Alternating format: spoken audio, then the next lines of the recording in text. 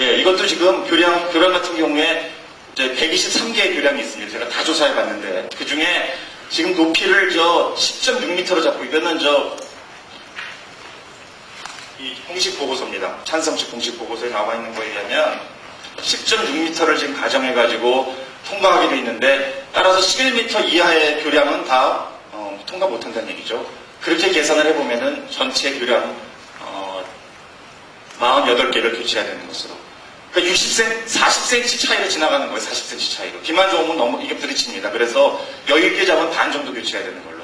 여기에 대해서 얘기가 있으면 꼭 얘기해 주시기 바라고요. 그래서 이것만 잡아도 최소 수조도 들어간다. 이것도 민자가 되는 건 저는 이해가 안 되고요. 네, 공사를 보면은 14조가 들은 걸로 되어 있는데, 여기에 대해서 저도 상세한 걸 좀 봤으면 좋겠는데, 준비된 어떤 계획이라 했는데, 전혀 볼 수 없어가지고, 제가 나름대로 한번 계산을 해봤습니다.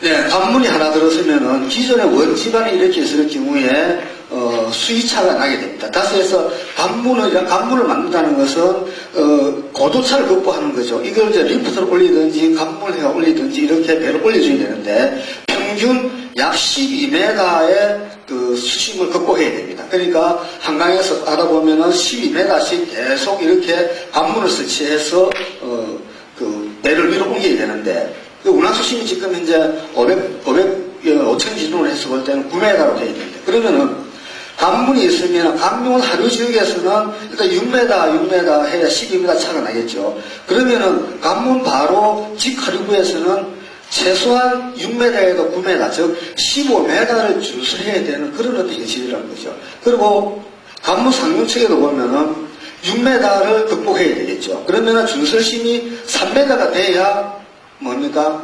그 운하의 수심 9m를 극복할 수 있다는 거죠. 그러니까 이쪽 부분은 산술적으로 6m까지 홍수가 상승이 돼서 이쪽 부분은 엄청난 홍수 피해가 날 가능성이 있다는 거죠. 다. 그래서 제가 하도 자료가 없길래 아마 지금 경부나 TF팀에서 하고 있는 자료가 아마 이거로 판단됩니다. 한강수계 지수 기본계 92년도 자료에. 그래서 이 자료를 구해가지고 여주관문하고 강승관문 위치를 어딜까 하고 해가지고 제가 여주관문은 남바 120지점, 강천은 184점이다. 고도차는 12m로 나고 거리는 약 25km가 나는 지점에 두 개를 하고 최심 하상도와 계획 홍수 및 계획 하포 690, 455죠. 이걸 가지고 제가 운하를 만들면 어떻게 되는지를 한번 그림을 한번 그려봤습니다. 네, 이게 이제 여주관문이고 강천관문입니다. 거리가 약 25km 됩니다. 그래서 여기에 이제 알강선이 기존에 이제 하천의 가장 낮은 곳, 최심선이라고 그러는데, 이 최심선이 이렇게 가고 있습니다. 그래서 여주관문하고 강천관문 사이에 운하 수위가 35.5m고 강천관문 위에는 50m로 되어 있습니다. 그리고 여주관문 아래는 25.5m입니다. 자, 이렇게 놓으면 아까 말씀드렸다시피 여기서 9m 파야 되겠죠. 여기도 9m 파야 되겠죠. 여기도 9m 파야 되겠죠. 그러면은 여기를 한번 봅시다. 기존에 하상이 이렇게 되어 있는데, 그럼 물이 보통 경우에는 한 50에서 1m 정도밖에 안 흐릅니다. 그런데 이 경우에는 벌써 이만큼 운하를, 배를 띄우기 위해서 이미 이만큼 홍수를 조절할 수 있는 공간이 죽어버렸다는 거죠. 그러니까 이 홍수를 조절할 수 있는 공간이 물로 이미 차버렸기 때문에 이쪽 지역은 홍수가 나면 당연히 이만큼, 여기에 지금 저거 한 4, 5m 이상 되는데 이만큼 홍수 위험이 노출된다는 거죠. 그리고 이쪽 지역은 관문의 바로 아래쪽에 보면은 여기서부터 이게 기존 하상인데 수심을 이만큼 유지하려고 그러면 이만큼 파야 되겠죠. 거기다가 9m를 더 파야 됩니다. 그래서 다음 그림 한번 보시죠. 그래서 아까 여주관문 상류구에 보면은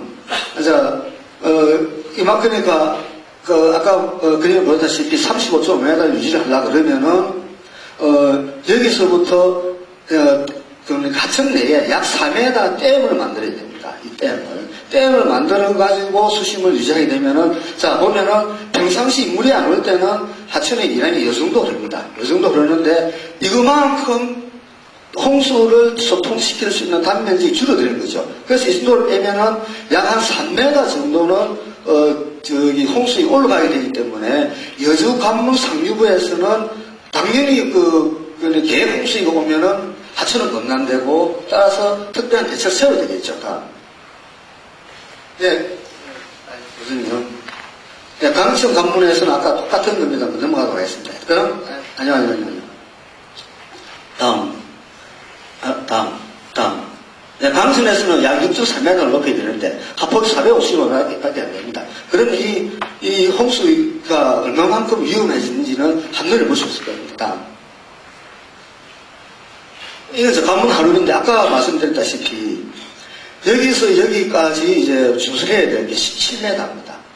그러니까 기존의 하상에서 지금 여기서부터 대략 한 17m 정도를 준수해야만이 배가 다닐 수가 있습니다. 자, 그러면 생각을 해보십시오. 기존의 하상이 이만큼 있는데, 물론 이 지역에서는 홍수로부터 안전하겠죠. 그렇지만 이렇게 했다 그러면 이게 17m를 준수를 한다는 이게 장난이 아니라는 거죠. 그리고 이거는 전부 이게 내려가서 이건 전부 다 콘크리트를 안 쳐놓으면 어찌할까요? 한 홍수 나면 다 무너지겠죠. 앞으로 한번 가보겠습니다. 잠깐만요. 앞으로.